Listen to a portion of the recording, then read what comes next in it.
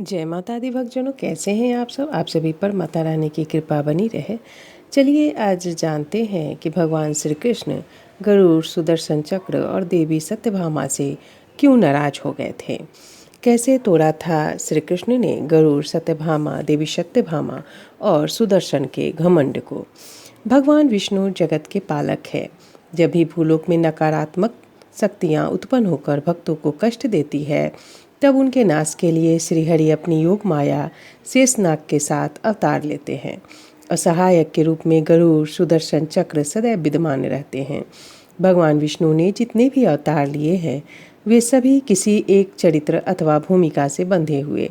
जैसे भगवान श्री राम मर्यादा पुरुषोत्तम कहलाए, किंतु श्री कृष्ण का चरित्र ऐसा है जो किसी भूमिका या लीला में नहीं बांधा जा सकता। भगवान श्री कृष्ण एक श्रेष्ठ योद्धा है तो सौंदर्य की प्रतिमूर्ति भी, श्रेष्ठ राजनीतिज्ञ, प्रेम मूर्ति, उपदेशक, सखा, सारथी, न जाने कितने गुणों से पहचाने गए। श्री कृष्ण स्वभाव से ही गर्वहारी रहे हैं। अपने भक्तों और आश्रितों में तो अभिमान की गंदगी आने ही नहीं देते। एक बार श्री कृष्ण को देवी सत्यभामा, गरुड़ और सुदर्शन चक्र में गर्भ होने का एहसास हुआ, जिससे श्री कृष्ण को काफ़ी दुख पहुंचा। श्री कृष्ण ने गर्भ भंग करने के लिए एक दिन गरुड़ को आज्ञा दी कि तुम गंधमादन पर जाकर श्री हनुमान जी को ले आओ और उनसे कहना कि उनके आराध्य उनको बुला रहे हैं। गरुड़ ने जाते ही चक्र को आज्ञा दी कि तुम द्वार पर रहो तथा किसी को भी अंदर मत आने देना। देवी सत्यभामा से कहा कि महारानी रुक्मिणी से कहिए कि वो श्री जानकी का रूप बनाकर मेरे समीप बैठे। मैंने पवन पुत्र को बुलाया है, जिसके सामने मुझे भी श्री राम का रूप धारण करना है। देवी सत्यभामा ने कहा कि क्या मैं सीता जी से कम सुंदर हूँ और उसके समान वस्त्रोभूषण ही तो बदलने हैं, मैं अभी किए देती हूँ। श्री कृष्ण ने हंसकर कहा कि यह तुम जानो। गरुड़ जी गंधमादन पर पहुँचे तो हनुमान जी श्री राम की भक्ति में तल्लीन थे। गरुड़ जी ने हनुमान जी से कहा कि द्वारिका चलिए, आपके आराध्य ने बुलाया है। मेरी पीठ पर बैठ जाइए, मुझे साथ ले जाने की आज्ञा है। हनुमान जी ने कहा कि आप चलो, मैं आपके पहले पहुंच जाऊंगा। गरुड़ ने स्वर्ग गर्व कहा, आपने मेरे वेग की कल्पना भी नहीं की होगी। मेरी गति आपके पिता वायुदेव से भी तेज है। मेरी गति की त्रिभुवन में कोई तुलना नहीं है। मेरी शक्ति अतुलनीय है। सूर असुर मिलकर भी मेरे पराक्रम के समान नहीं हो पाते। आप भी नहीं चलेंगे तो मुझे बलपूर्वक ले जाना पड़ेगा। तब हनुमान जी को समझते देर नहीं लगी कि उनके पास उनके आराध्य प्रभु ने क्यों गरुड़ को उनके पास आने के लिए भेजा है। उन्होंने गरुड़ की पूंछ पकड़ी और घुमाकर उन्हें फेंक दिया। गरुड़ जी तीव्र वेग से फेंके जाने के कारण द्वारिका के पास समुद्र में गिरे एवं गहराई में डूबते चले गए। हनुमान जी भी द्वारिका के लिए रवाना हुए।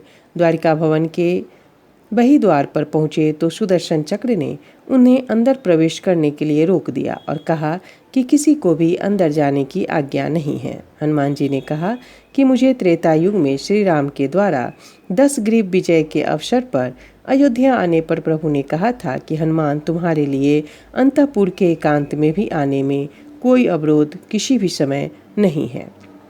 सुदर्शन चक्र ने क्रोधित होकर कहा कि त्रेता में किसी बानर को दी गई अनुमति को मैं मानने के लिए बाध्य नहीं हूँ। हनुमान जी तो गरुड़ से मिलते ही समझ गए थे कि उनके स्वामी आज क्या लीला कर रहे हैं। उन्होंने बाल्यकाल में सूर्यदेव को मुख में रख लिया था। उन्हें सुदर्शन चक्र की ज्वाला की क्या चिंता होगी। सुदर्शन चक्र को उन्होंने उठाकर मुख के अंदर बाएं गाल में दबा लिया और भवन में प्रवेश किया, जहाँ सिंहासन पर द्विभुज दंडधारी बने श्री कृष्ण आसीन थे। हनुमान जी ने प्रभु को दंडवत प्रणाम किया। श्री कृष्ण ने बड़े स्नेह से उठाया। तब हनुमान जी चरणों के समीप ऐसे बैठ गए जैसे अयोध्या के सिंहासन के समीप ही बैठे हों। सत्यभामा को प्रभु के समीप बैठे देखकर हनुमान जी ने सिर झुकाए हुए ही कहा कि आज माँ अम्बा के दर्शन नहीं हुए।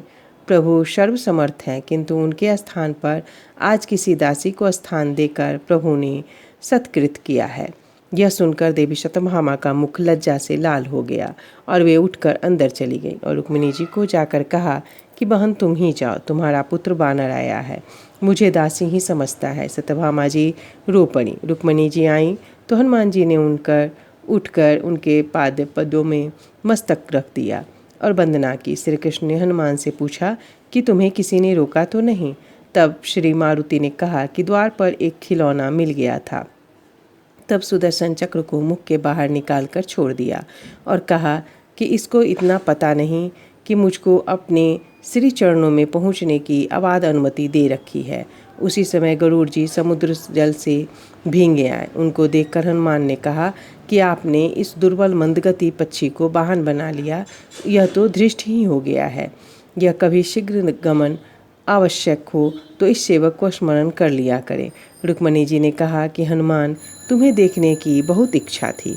माता को स्नेहभाजन बात सुनकर माता को स्नेहभाजन सुत को देखने की इच्छा हो, प्रभु ने हनुमान जी को क्यों बुलाया, यह गरुड़ जी, सुदर्शन चक्र और सत्यभामा जी की समझ में आया और समझ लिया कि शक्ति, गति, सौंदर्य, सद्गुण के नित्य धाम तो श्री द्वारिकाधीश ही हैं।